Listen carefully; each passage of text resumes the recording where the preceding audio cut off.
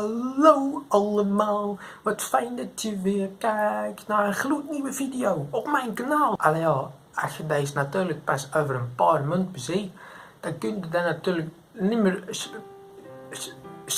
splinterneef noemen. Hè? Maar hoe het ook zij, ja, vandaag in deze video ga ik in het Nederlands, maar dan met verschillende accenten callen. Ik ga zelfs Fries en Afrikaans praten, dus blijf zeker kijken. Een paar maanden geleden heb ik al zo'n video gemaakt, maar dan met Engelse accenten.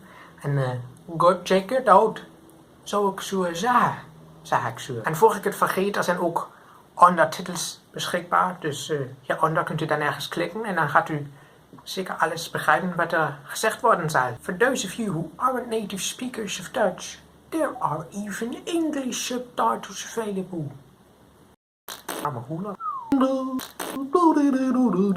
Een tijdje geleden was ik in Paramaribo en ik zag daar een Nederlander, maar hij keek een beetje boos. Dus ik ging naar hem toe en ik vroeg, wat scheelt daarmee, Mati? Je bent toch geen zuur, de zon schijnt. Wees toch een beetje blij mee, Mati. Vorige week liep ik door Rotterdam. Zie ik daar een man lopen? Die twee verschillende schoenen aan. Nou, elke Nederlander die iets tegen de ZAG heeft en die nog naar Brabant wil komen, die moet niet proberen, weet je wel. Die slaat direct op zijn bakkes. Dus kom met mijn streeg. En als je me niet verstaat, dan moet je gewoon zo'n taal maar leren. Of je kan ook gewoon de uitgeschreven ondertitels bekijken. Een oude vriend van mij en zijn vrouw, hun hebben samen een huis gekocht in Amsterdam. Dus dan kunnen we s'avonds weer van kroegje naar kroegje gaan. Lekker oude hoeren bij een glaasje bier en een saffie. Het lijkt niet het paradijs op aard. Verleden jaar ben ik met mijn broer naar Vlissingen gegaan. En onderweg heeft hij dan aan de ene of de andere gevraagd: hoe moet me nu? Een paar maanden geleden is mijn grootvader uit de tijd gekomen. Maar ja, dat is het leven. Ik ga dood. Je gaat dood. Nou, wat een deprimerende tukker was me dat, zeg. Natuurlijk gaan we allemaal dood. Maar je hoeft het toch niet elke keer te zeggen. Yo, die bejaarden van tegenwoordig, die zijn niet meer te vertrouwen. Die kijken je aan alsof je ze gaat vermoorden. Ik heb wel betere dingen te doen, weet je. Wat die Marokkaan heeft gezegd klopt helemaal. Wij hebben betere dingen te doen. Ofschoon geen levende ziel in het koninkrijk der Nederlanden heden ten dagen op zodanige wijze spreekt, wordt er toch van nieuwslezers verwacht dat zij dermate plechtstatig hun teksten voorlezen dat mensen hierom in 2019 gesmeurd zullen lachen. En een spoedendag komt mijn buurman ombellen om mijn deuren en die zegt: geen probleempje.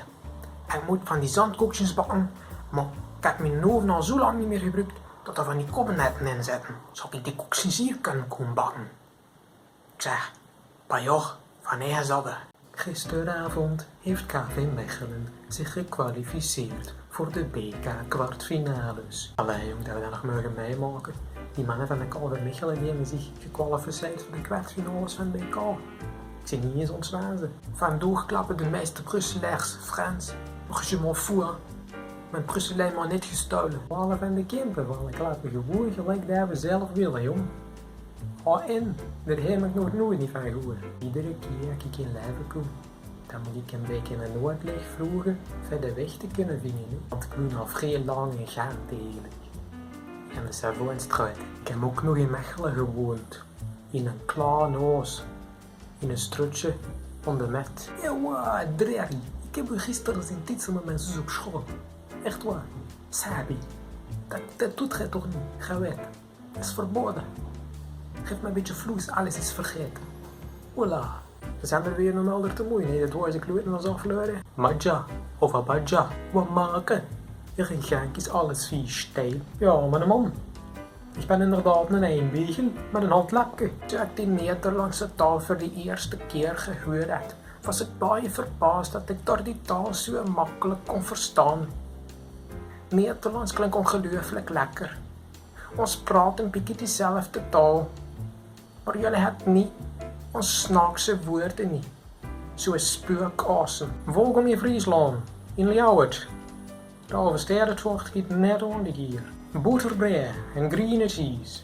Wat er net 6 keer is geen oprechte Fries. Ik heet Dimitri en ik heb problemen met Nederlands.